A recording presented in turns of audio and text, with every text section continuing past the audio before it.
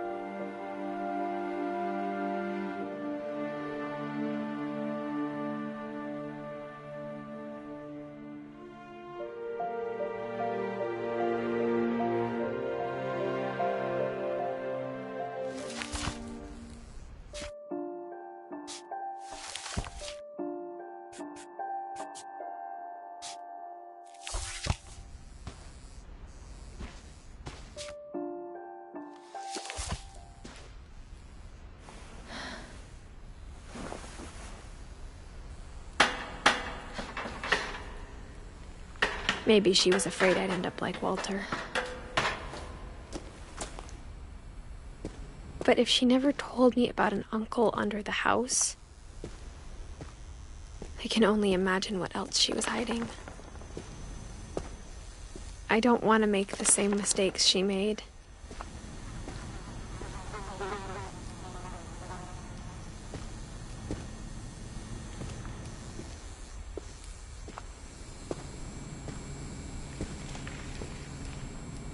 Trying to bury something that's still alive.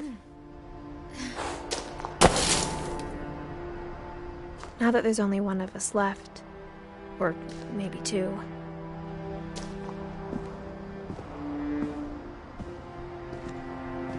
I thought it was time I heard the stories for myself and found out what happened to everyone else.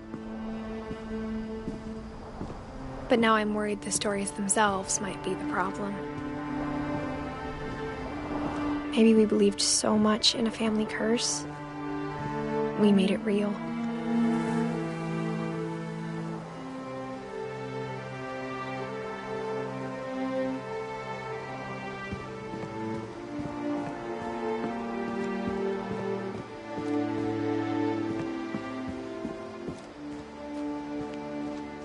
I don't know if I should even be writing this.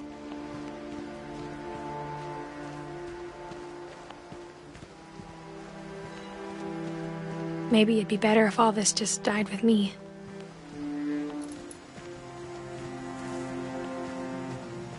But I thought you should know about your family.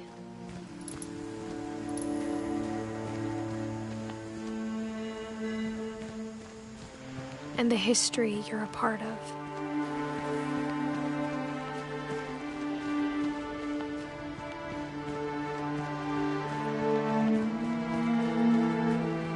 Though to be honest, I feel as lost as you probably do right now. I think the people in these stories believed them, for what that's worth.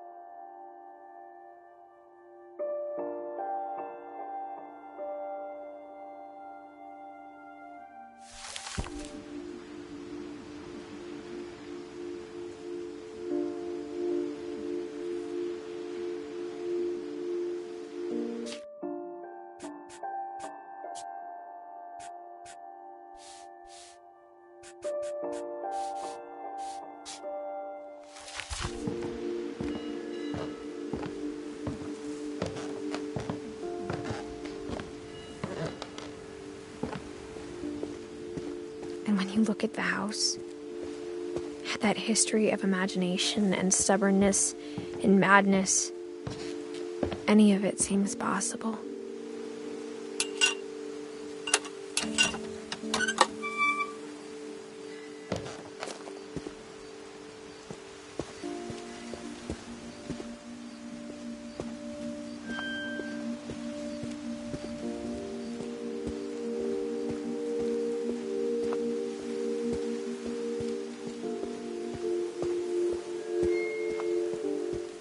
I think we've been surrounded by death for so long, we've just gotten used to it.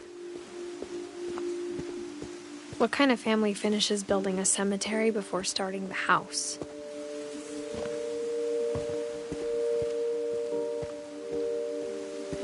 It's embarrassing for me to admit this, but the pet cemetery made me more uncomfortable than the human one.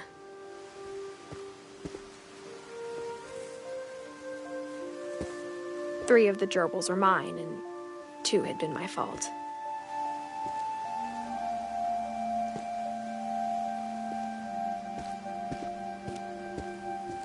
Sven built the house, but it was Edith who designed the cemetery.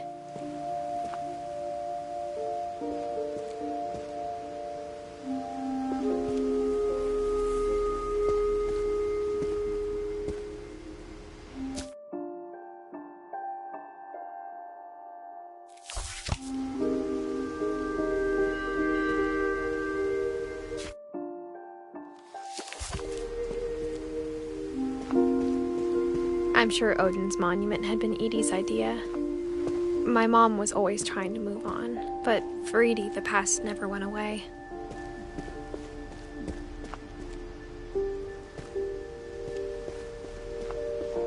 She could see it poking out of the water at low tide.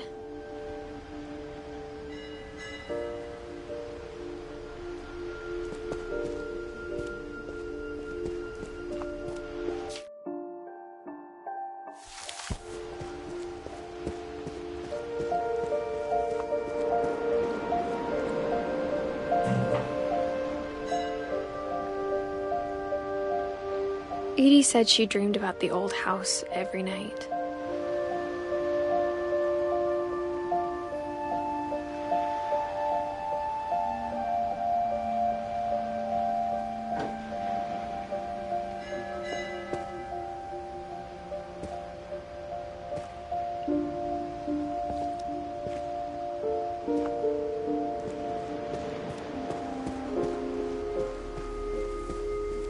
Edie's side was always easier for me to understand. But the older I get, the more I can see where my mom was coming from.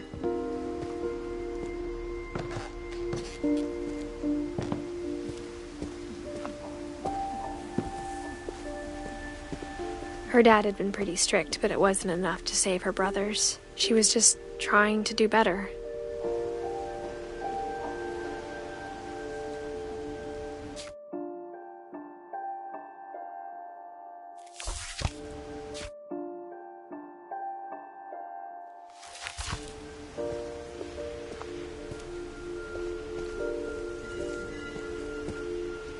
She lost 2 of her brothers, just like I did.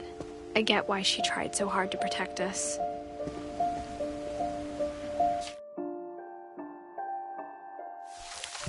We never found Milton's body, so my mom insisted we were putting up a monument, not a tombstone.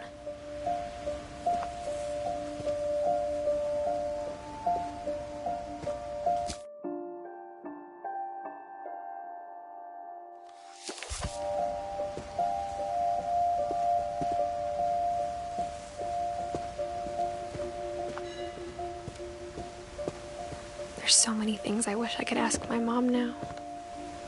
Part of me thinks this is what she wanted all along. For me to come back someday and find everything out for myself.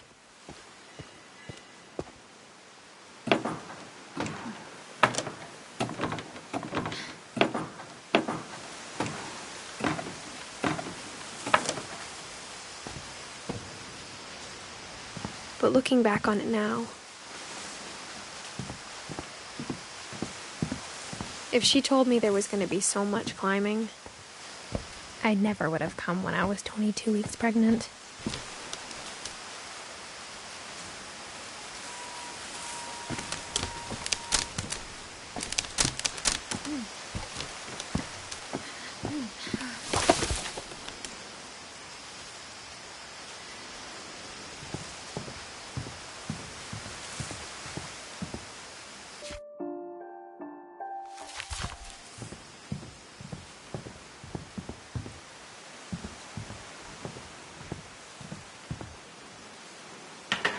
I never met Grandpa Sam, but I think he and my mom had a lot in common.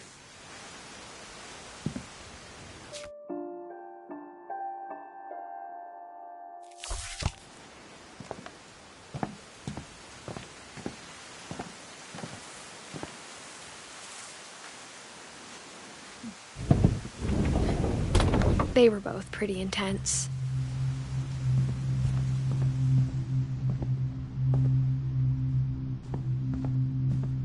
Instead of hiding from death, Sam seemed to go out of his way to meet it.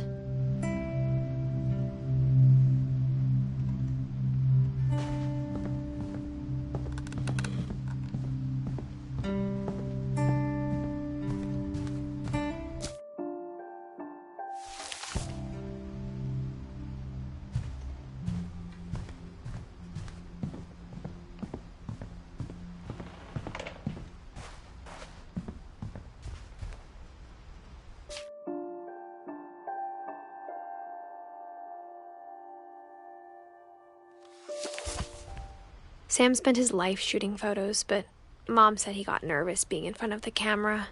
I guess we're all afraid of something.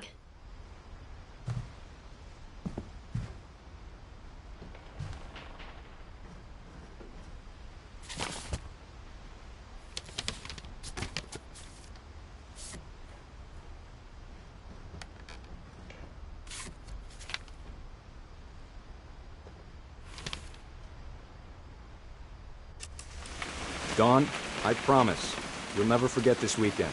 Yes, sir. These memories are gonna last a lifetime. Am I gonna have to shoot anything? It's a hunting trip, Dawn. Shooting is strongly encouraged.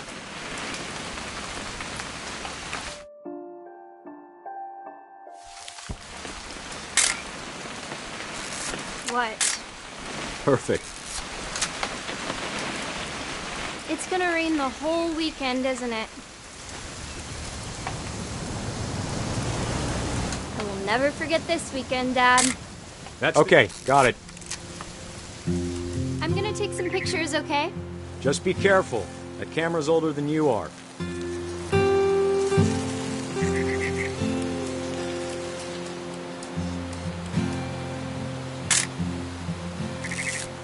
You're right, Dad. It's starting to clear up. Still freezing, though.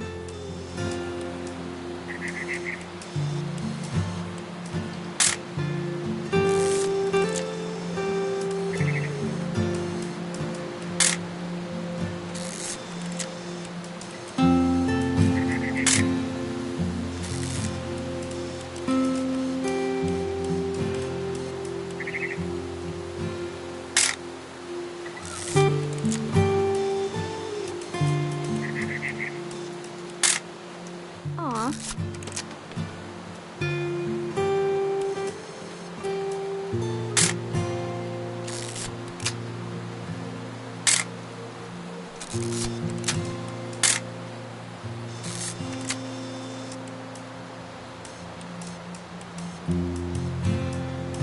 Definitely should not have drunk all that coffee. Oh. Hey! That's a keeper. I'm just saying, I'm not always gonna be here, Dawn. You'll need to remember this stuff, if you want to survive. I'll be fine, Dad. You know who else thought he was gonna be fine? Some guy who died. Dawn, I'm being serious. I know, Dad. You're always serious. Doesn't being out here make you want to chill out? To tell you the truth, I haven't been out here in 20 years.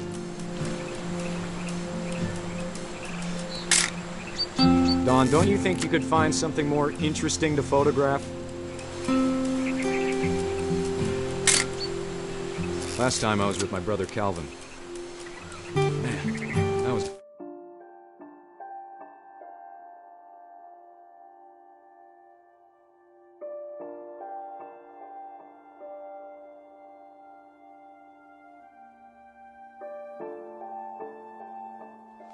Great trip. Your grandpa Sven taught us how to fish, how to build a fire. Dad! Good eyes, Dawn.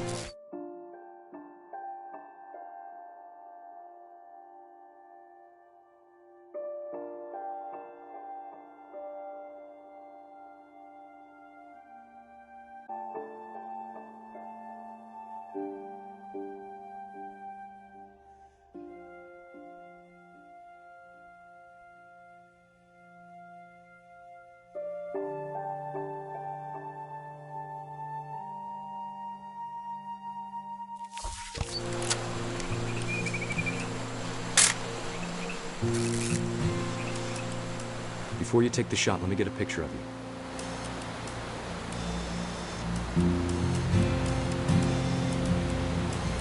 Dad, I... Let me get behind you. Do I have to do this? Dawn, you don't have to do anything. But if you want to survive, you need to... Great shot, Dawn!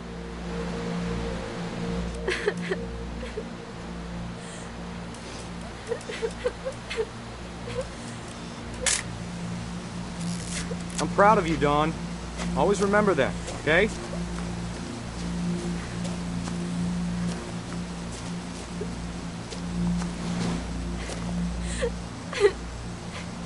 Sorry, Don. Just gotta reset the timer.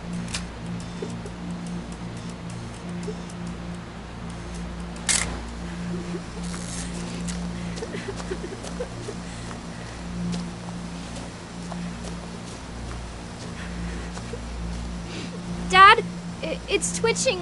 I think That's it's totally normal, Don. Just focus on the camera. Try not to think about... Dad!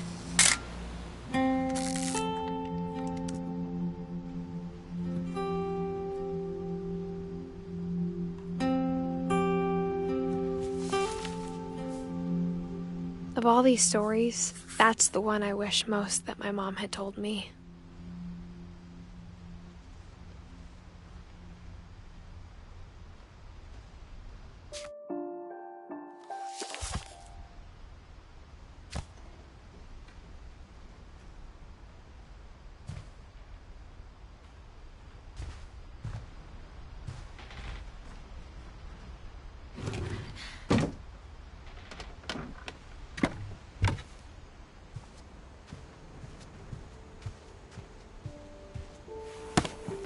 After Sam died, my mom and Edie got really close.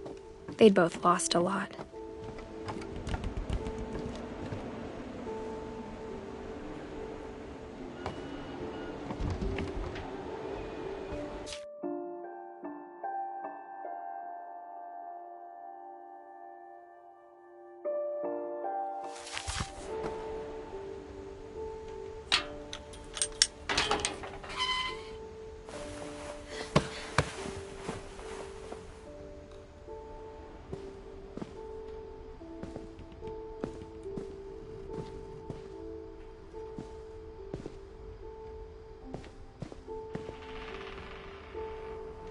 I can't imagine my mom ever writing poetry, and yet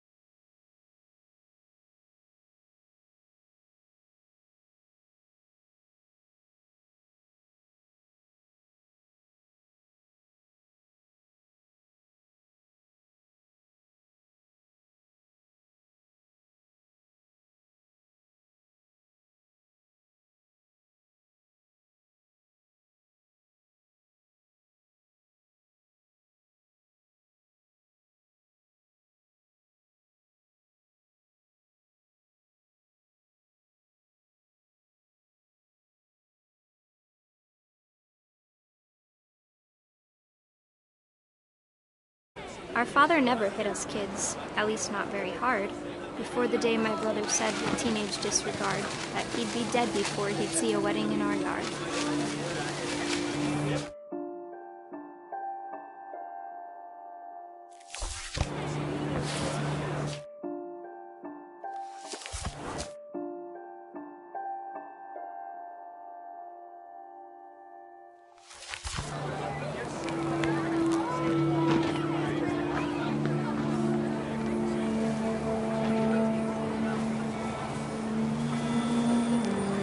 Father made him come, of course, but Gus stood far apart, just flew his kite and bottled up the storm inside his heart.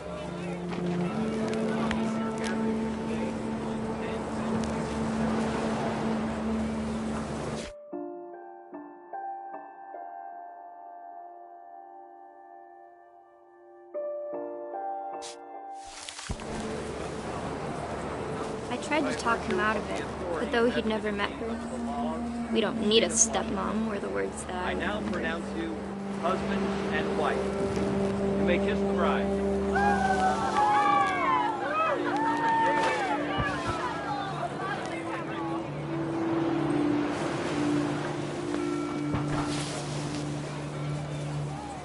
When the time for photos came, Dad ordered him to come here. But Gus declined and as a sign held up his middle finger.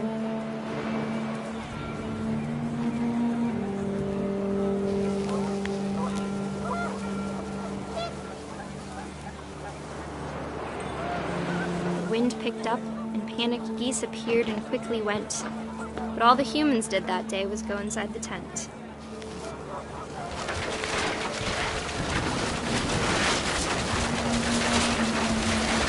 The rain came down in buckets then, but no one seemed afraid that nature might destroy the tent our dad had crudely made.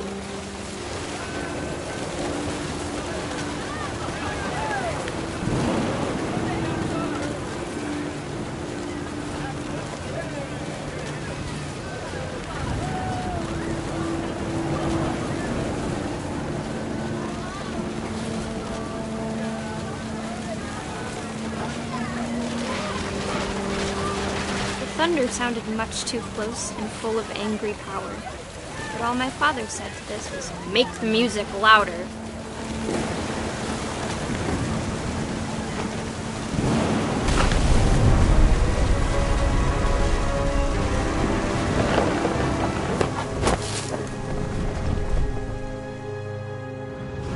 I wish that I could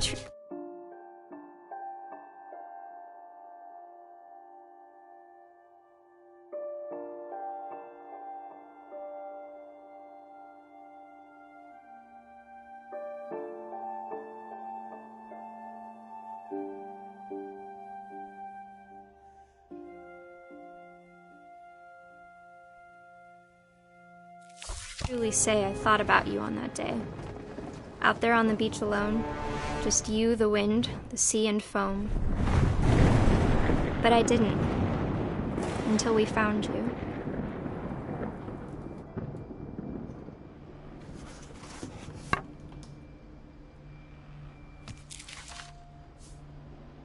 She never talked about him, but Mom told me once if I was a boy, they were going to name me Gus.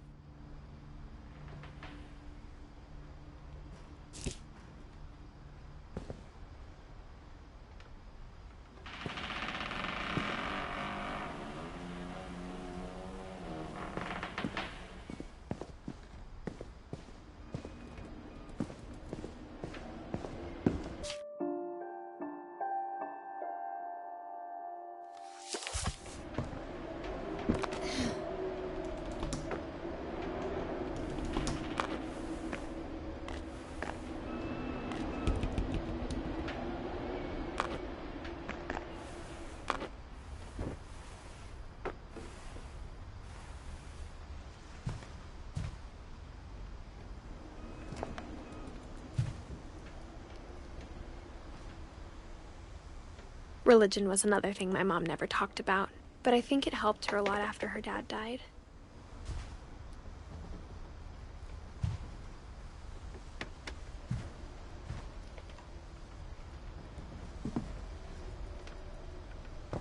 She spent a summer building houses in Calcutta, where she met my dad, Sanjay.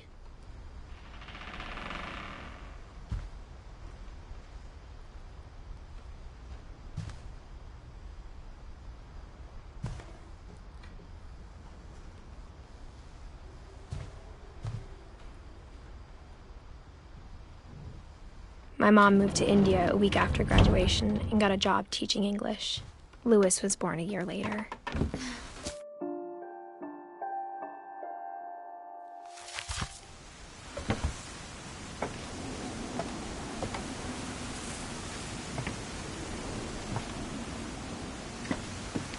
When my dad died, I don't think Mom knew where else to go. I'm sure Edie was happy to have her back. And to see kids in the house again.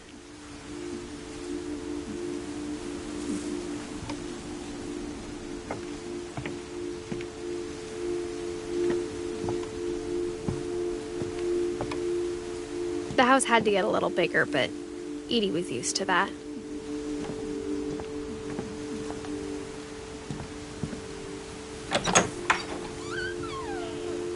And for a while, things were good. Almost normal.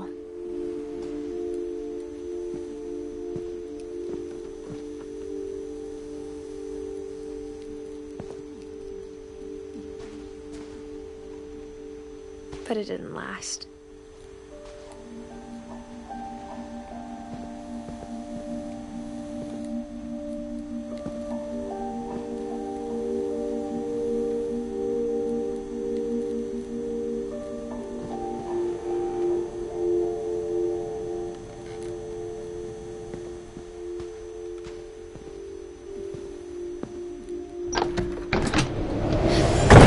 The beginning of the end was Milton's 10th birthday, when Edie gave him a castle.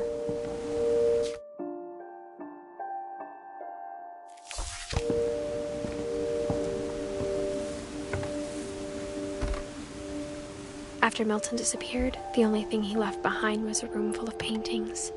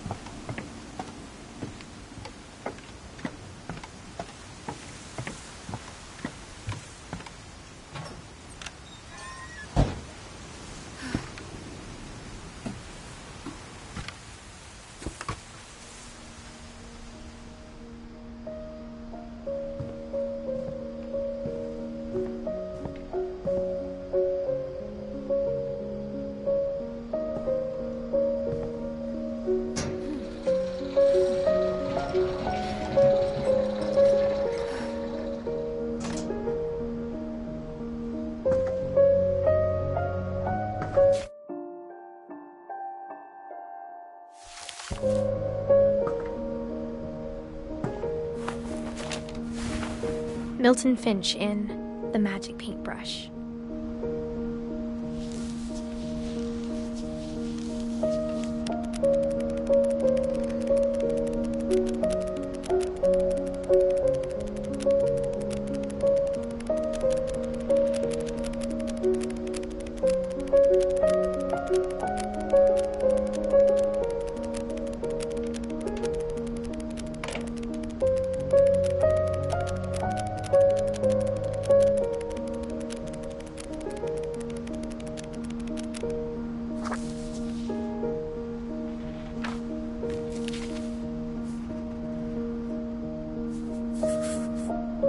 I was 4 when Milton disappeared.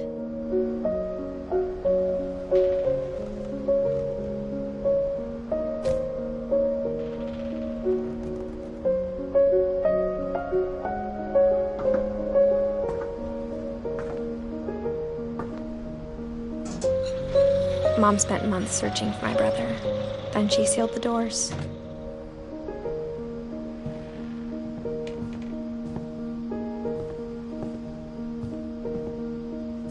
Whatever Milton had found in the house, Mom didn't want it getting out.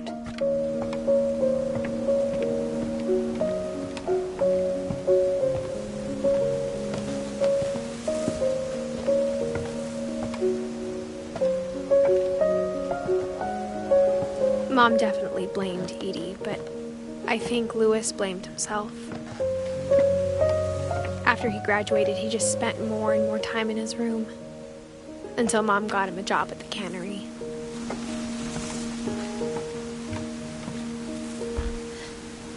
Everyone always told me to stay out of Lewis's room, except Lewis.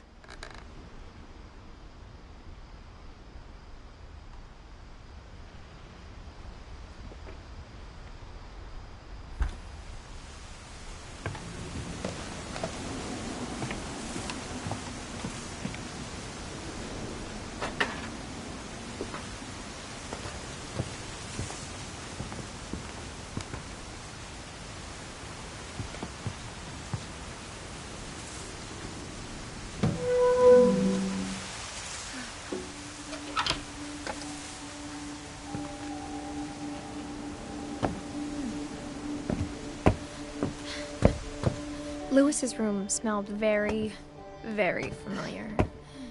That part of him lived on.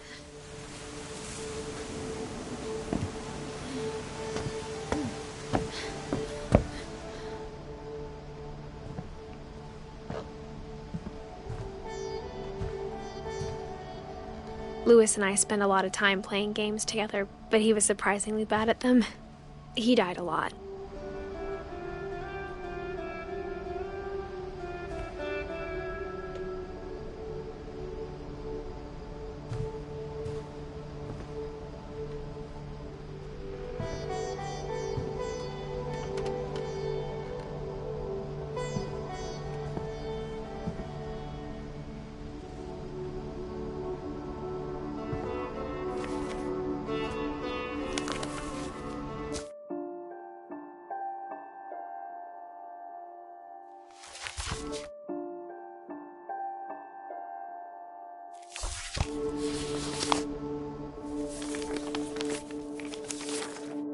Dear Mrs. Finch, as Lewis's psychiatrist, I can understand your desire for an explanation.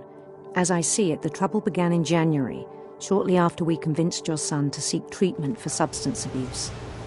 Newly sober, I believe Lewis first noticed the monotony of his daily life.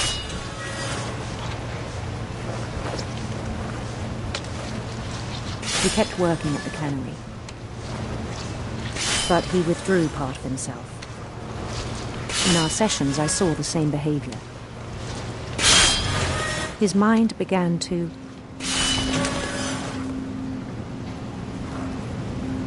wander.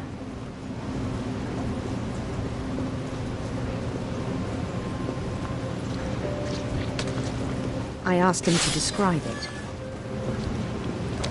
He said he started small, imagining a labyrinth. He'd feel his way about. Then something moved. Bats. And toads. And things that have not names. He knew it was all in his head. But he took it very seriously. I had hoped he'd find himself.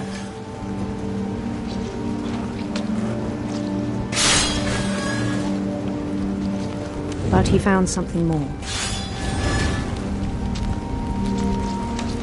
I worried about him then, daydreaming at the cannery.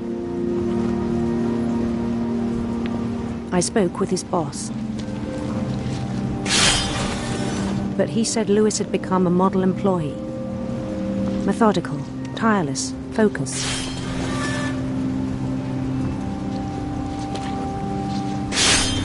Like a whole new Lewis. So I let him go on.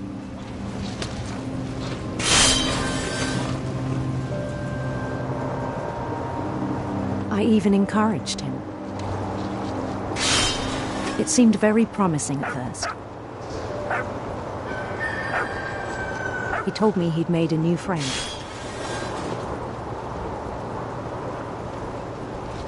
On the edge of a city he named Lewis Topia. He built the city up slowly, brick by brick. Then he made musicians.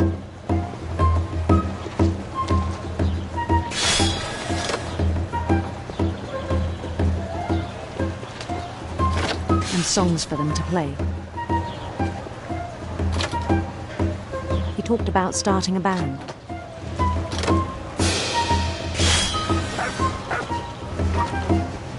And he was always humming something. Every day his imagination grew stronger. He no longer spoke at the cannery. But his chopping was as reliable as ever. Then one day it struck him that all the cheering crowds, even the stones under his feet, were all in his imagination, so he could do whatever he wished.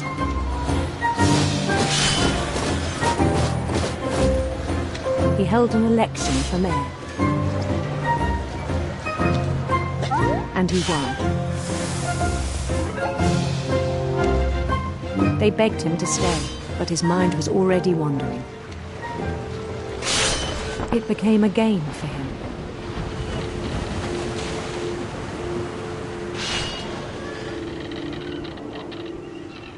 He'd conquer a city, then immediately push on. New Louisville.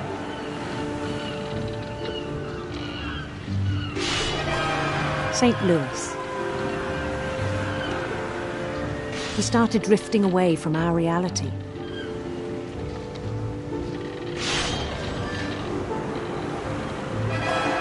Minneapolis, until one day he forgot to go home from the cannery. Even as his mother pleaded with him, part of Louis kept sailing on.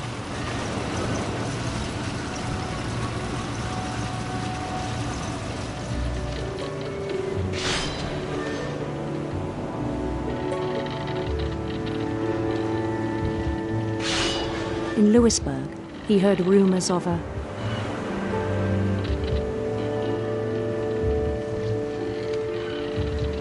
handsome queen.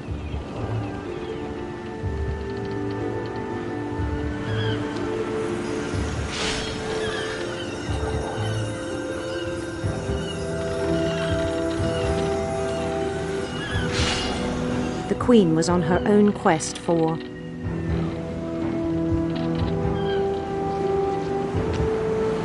sinister serpents.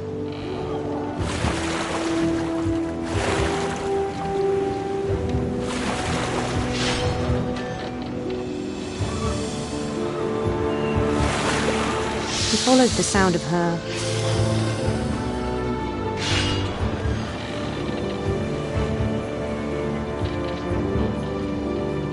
electric sitar.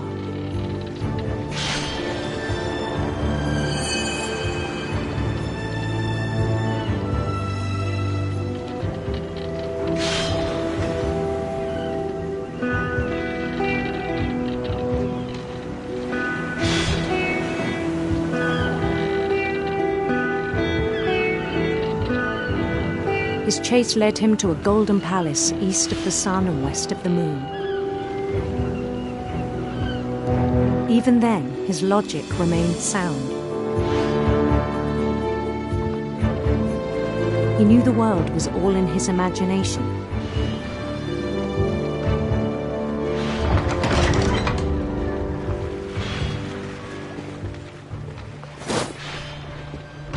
But he was so proud of having created it.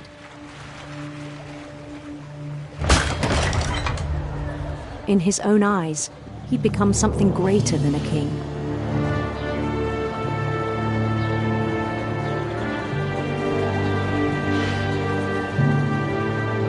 For someone who'd never known success in the real world, I think it was overwhelming. And then it struck him that the real Louis was not the one chopping salmon, but the one climbing the steps of a golden palace.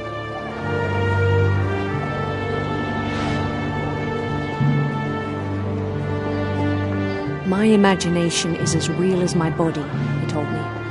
It was hard to argue with him.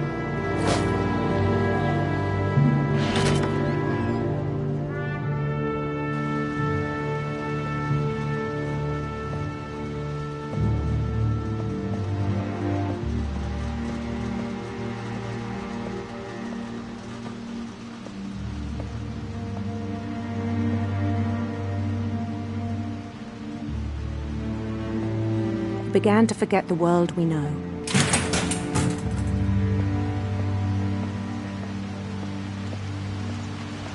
I think it pained him to remember Lewis, the cannery worker.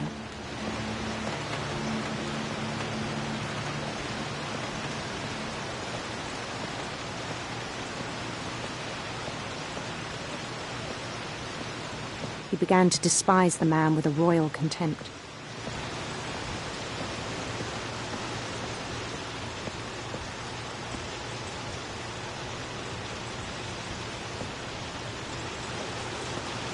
I still thought I could save him. Even after he said he was being crowned king over all the lands of wonder.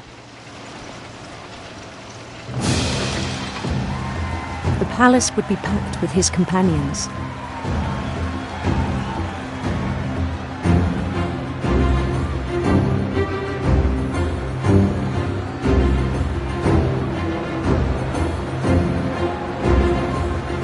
Including the wise Calico who'd insisted on advising him.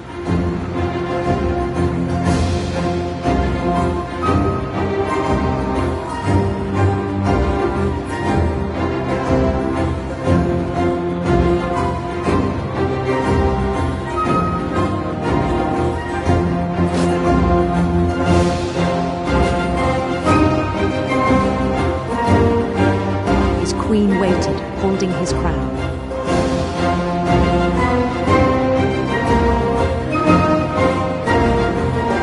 There was only one thing left to do.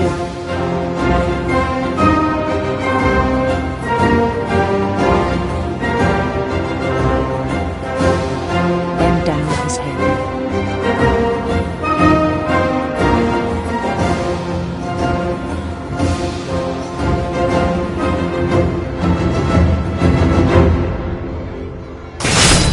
And the rest I think you know.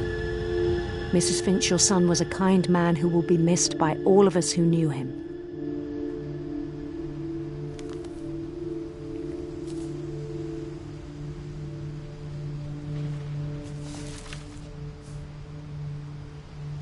My brother was really cool. I wish you could have met him.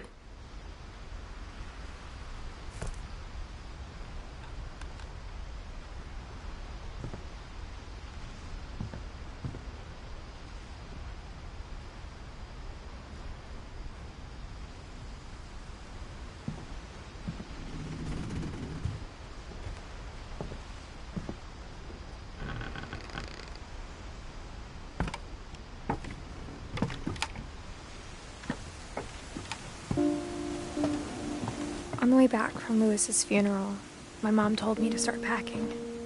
She waited until the day before we left to tell Edie.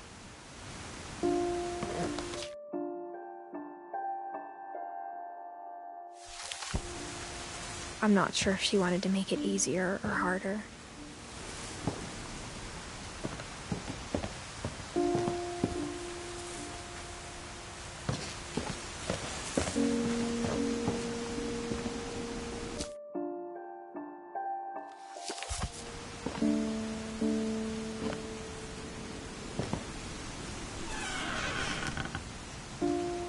I wish we'd stayed.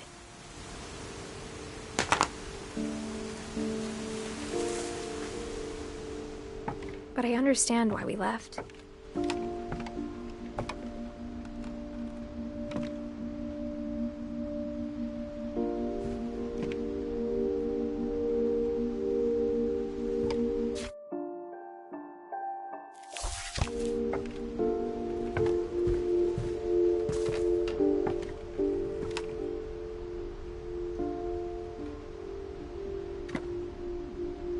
My mom ended up leaving everything behind.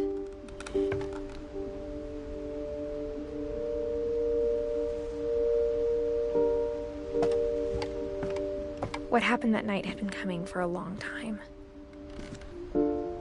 Maybe it should have come sooner.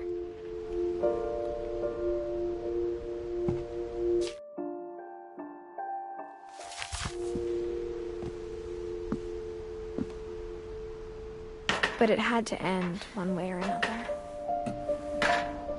All that's left now is to tell you about that last night.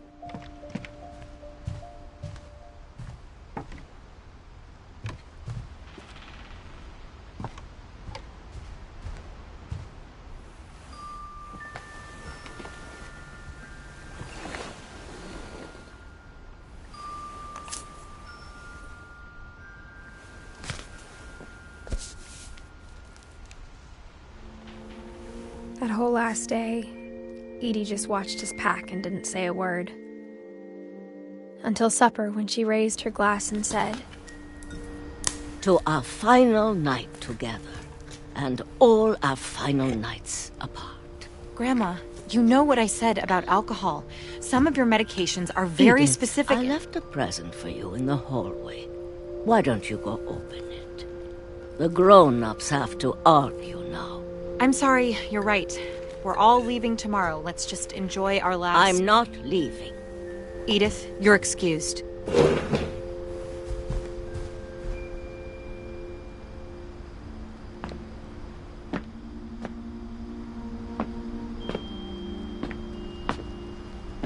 The power had been shut off that morning, but Edie always had plenty of candles.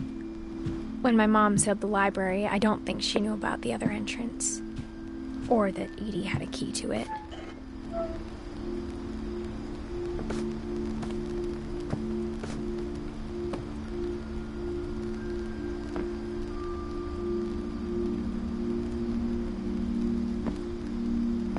That thing you're afraid of isn't going to end when you leave the house. Edith has a right to know these stories. My children are dead because of your stories!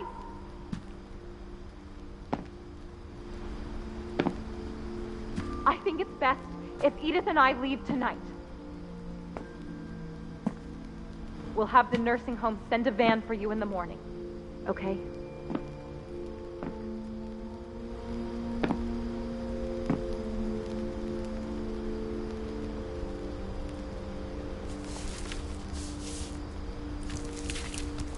Dear Edith, there's so many stories I wish I could tell you, but there's only time for one. This is about what happened on the night you were born. That night, the tide went way, way out. It was the first and last time I ever saw the old house aground. There'd been an earthquake out in the middle of the ocean. They called it the lowest tide in 1,000 years. God, it smelled awful. You know, I've seen that house every day of my life.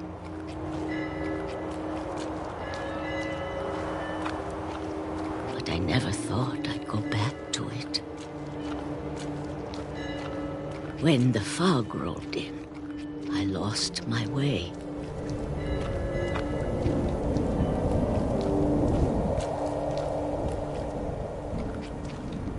I got turned around.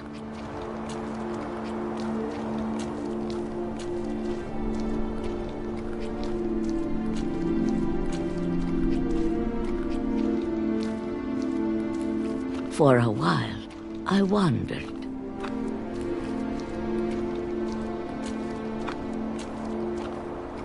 I started seeing things.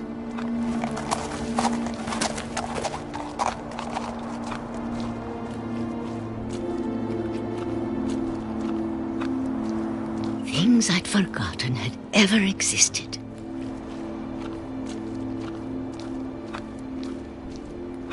But when I saw them, they felt like old friends. That night, a lot of things came back to me. Or maybe I came back to them.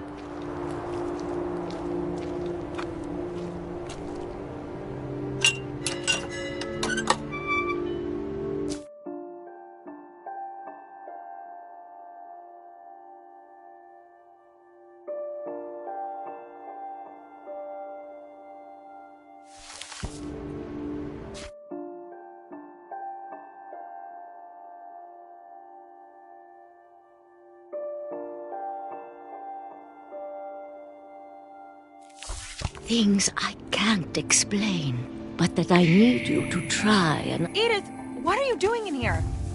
It's mine! Edith! Mom, you're gonna rip it! Let go! I kicked and screamed, but Mom dragged me to the car. I never saw Great-Grandma Edie again. The next morning, the van came to pick her up, but she was already gone. After that, we moved around a lot.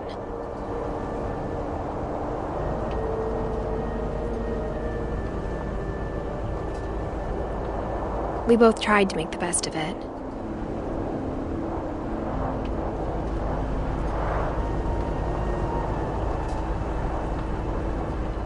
A few years went by.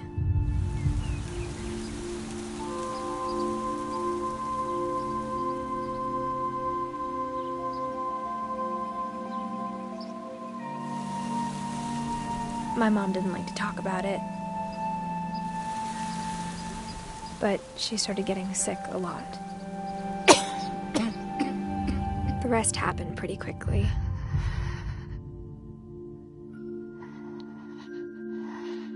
She got better for a while,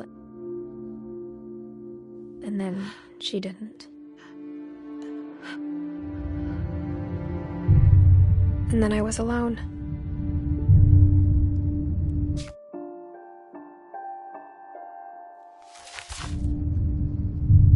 The last Finch left alive.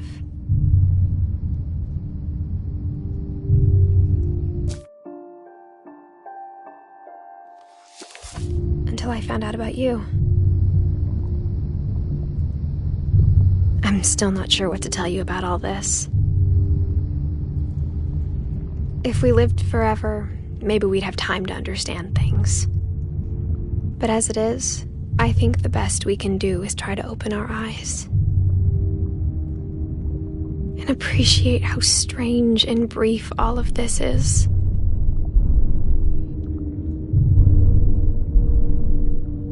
This journal was supposed to be for you. But now I hope you'll never see it. I just want to meet you and tell you all these stories myself. But I guess if you're reading this now, things didn't work out that way.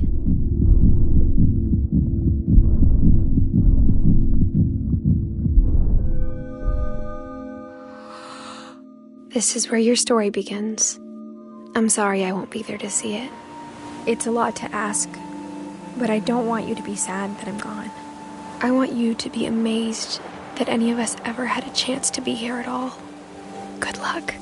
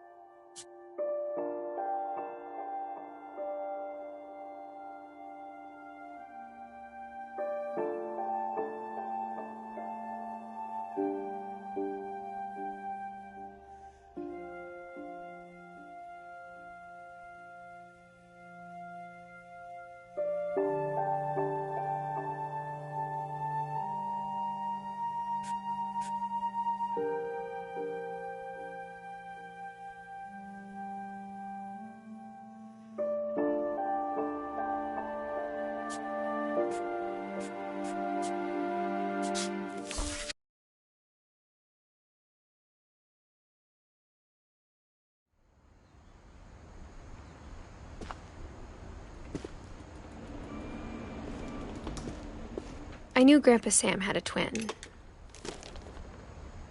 and that he never talked about him. I guess my grandpa didn't like history any more than my mom did.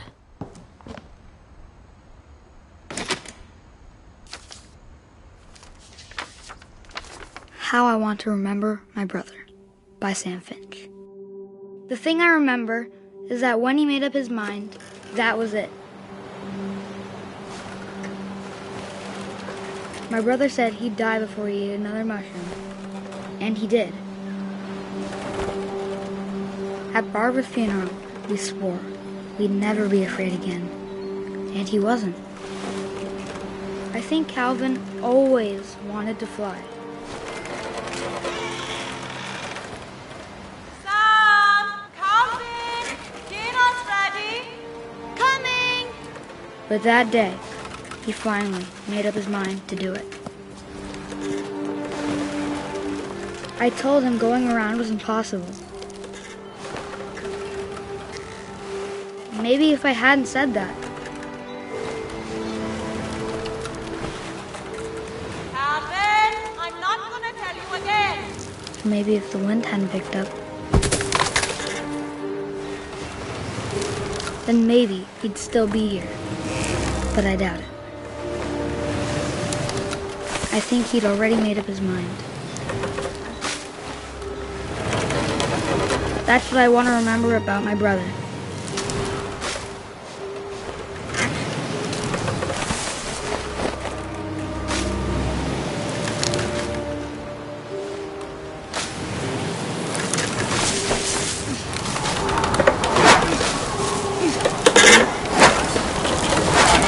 The day he made up his mind to fly. And he did.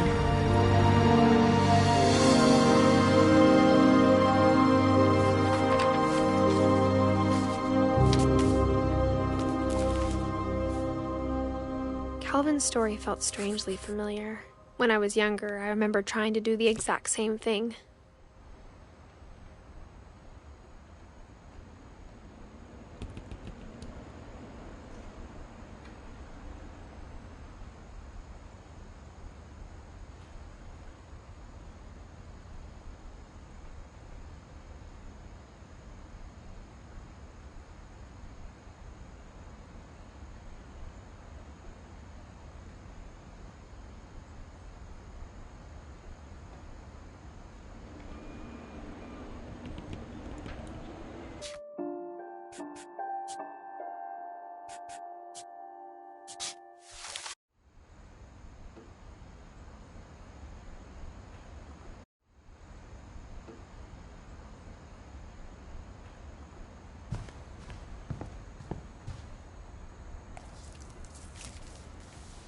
December 13th, 1947.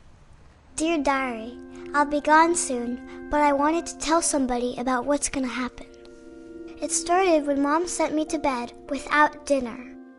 I woke up and I was starving, so I looked around for something to eat.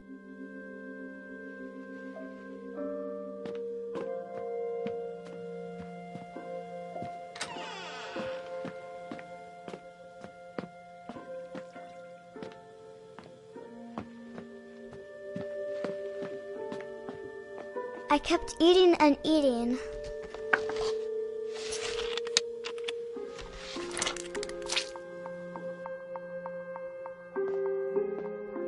I ate a lot of things that night.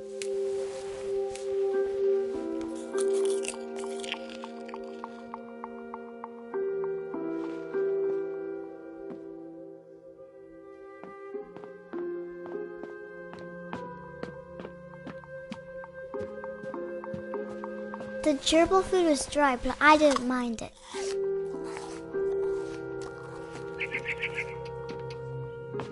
Then I heard chirping outside my window. It was a barn swallow going back to her nest. I reached out for her.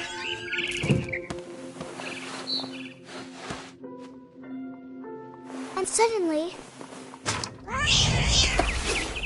I was a cat.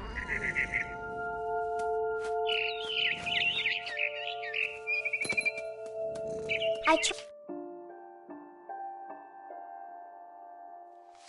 to be quiet, but the bird was really scared.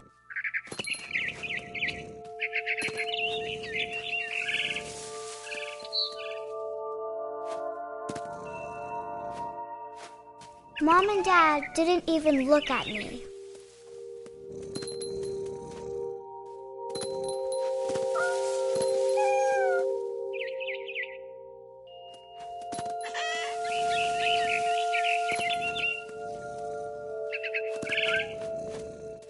I jumped and I almost got her.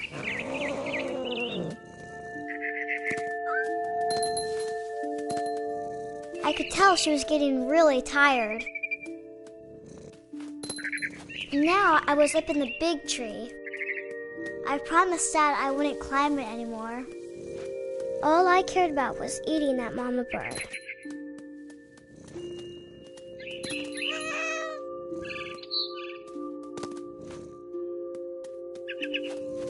I gobbled her up.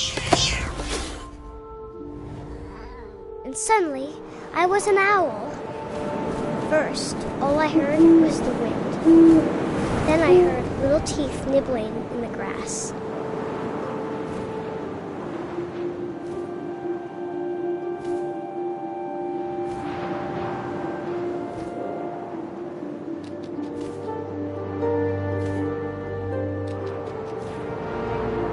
Rabbits.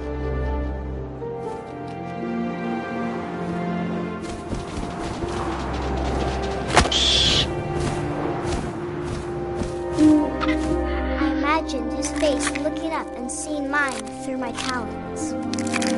I swallowed him up, and I didn't chew one bit. Then I flew off to find something bigger.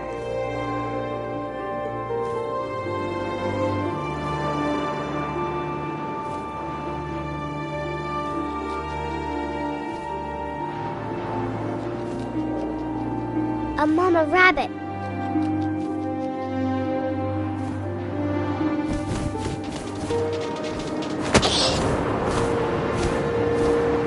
She was almost too big to carry. I started.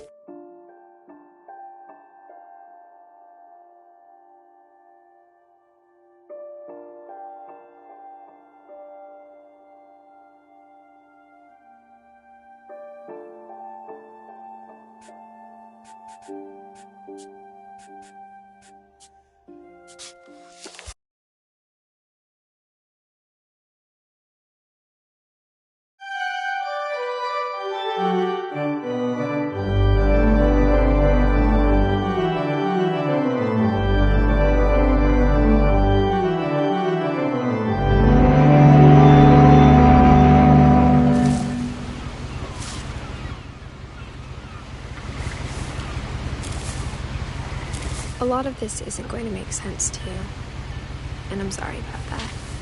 I'm just going to start at the beginning, with the house.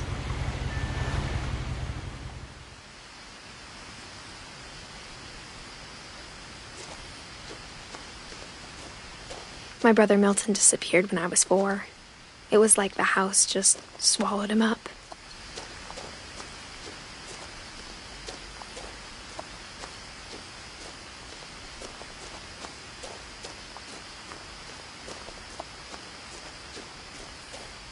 I lived here until I was 11, but I wasn't allowed inside half the rooms.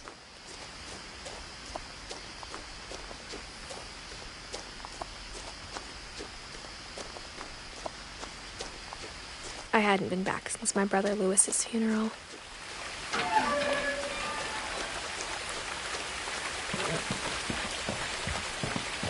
In her will, my mother left me a key, but didn't tell me what it unlocked. Maybe she thought I'd know. Or she thought that the mystery would be enough to bring me back.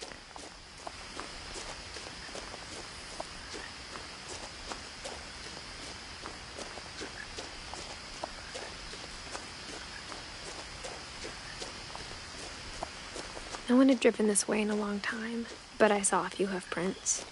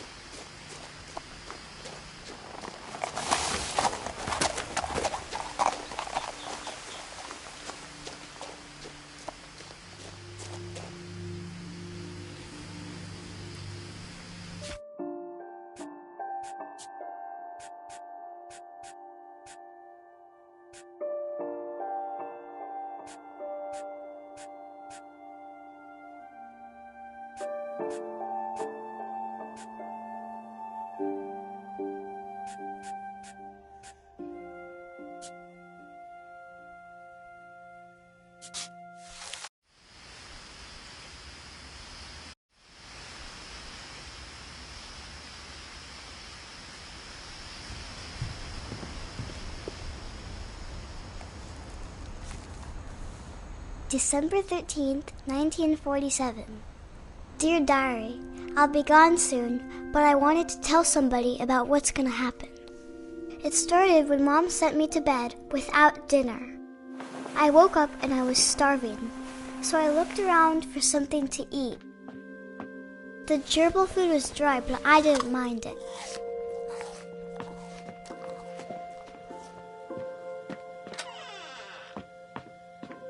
I kept eating and eating.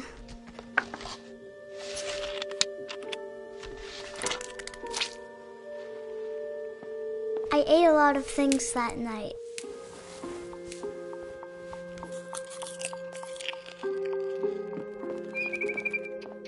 Then I heard chirping outside my window. It was a barn swallow going back to her nest. I reached out for her.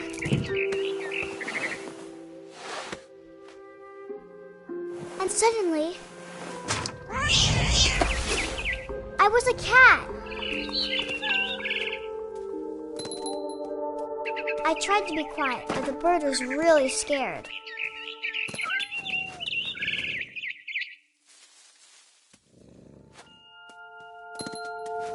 Mom and Dad didn't even look at me.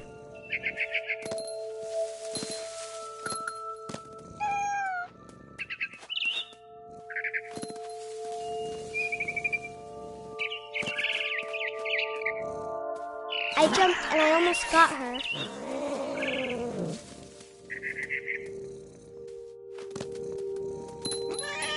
I could tell she was getting really tired. Now I was up in the big tree. I promised Dad I wouldn't climb it anymore. All I cared about was eating that mama bird. I gobbled her up.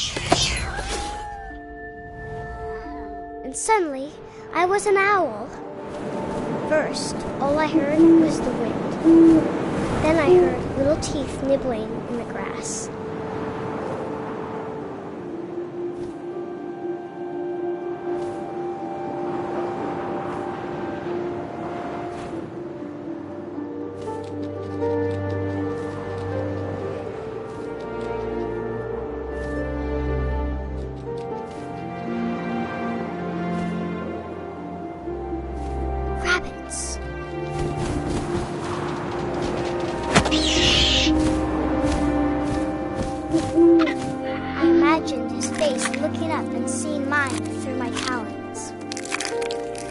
him up, and I didn't chew one bit. Then I flew off to find something bigger.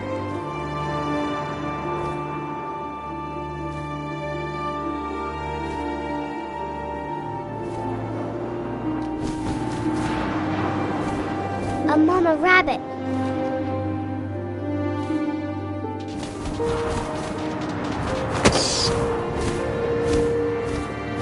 She was almost too big to carry. I started choking, but I couldn't stop eating. And suddenly, I was a shark.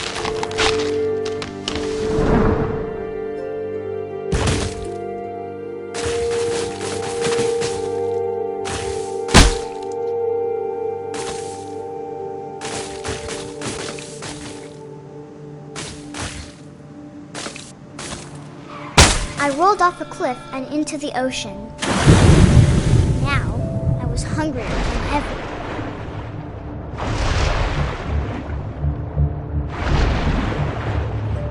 I wanted fat, juicy seals.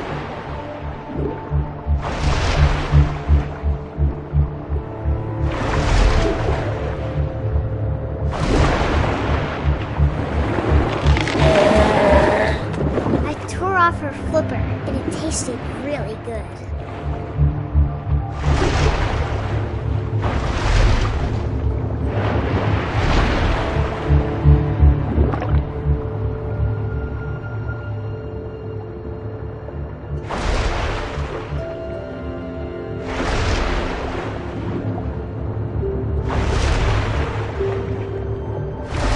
Grabbed on tight. But I was so hungry, I jumped out of the water. When I opened my eyes, everything had changed.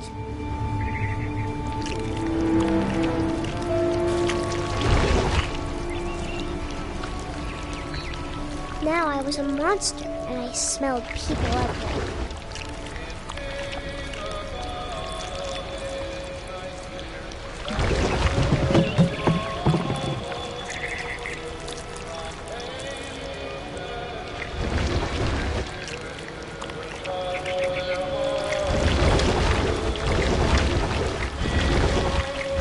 I was big, but I moved real quiet.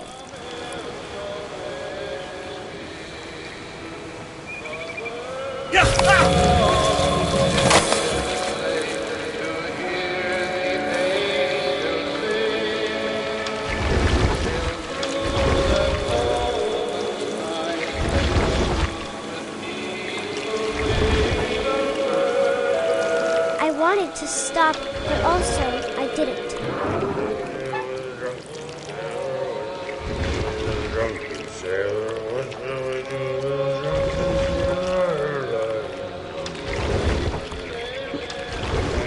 Belly with a rusty razor, his belly with a rusty razor, his belly with a rusty razor.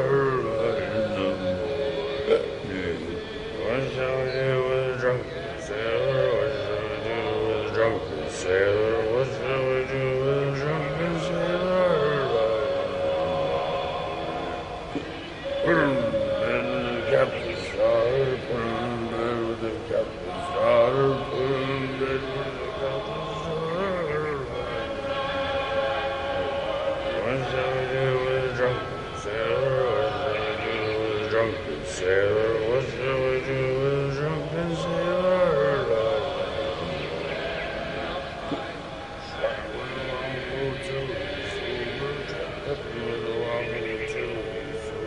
Chuck with the longboat till he's sober.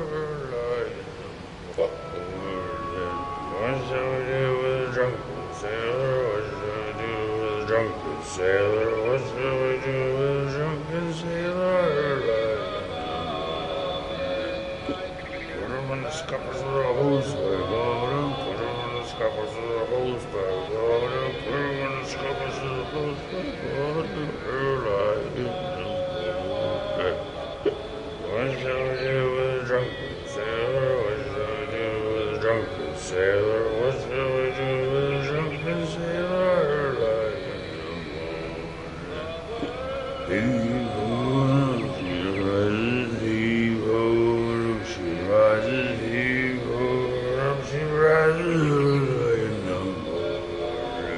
Yeah.